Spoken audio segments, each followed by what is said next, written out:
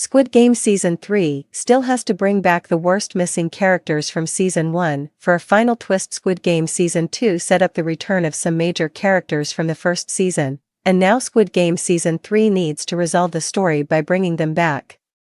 Squid Game is one of the biggest shows on Netflix of all time.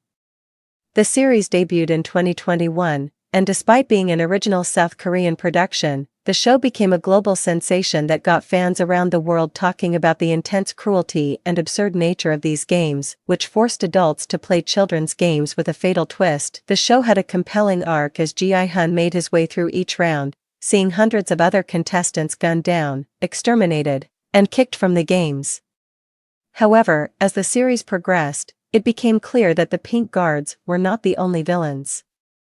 Behind the Pink Guard stood the intimidating, cold and calculating front man, and guiding his actions, there was an even more powerful threat from people who refused to get their hands dirty. The VIPs were a set of wealthy, gluttonous spectators who remained in the shadows, watching from an observation platform where they could see the brutal events unfold, as they indulged in any excess that they desired. And of course, to preserve and protect their identities from the people serving them and fulfilling their every whim and wish, the VIPs wore gold masks which resembled different animals.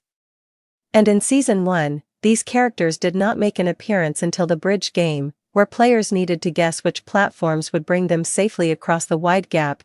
If Squid Game Season 3 follows the same pattern around the layout of the games, then it is likely that the VIPs will show up during the next game, in order to observe the final few rounds.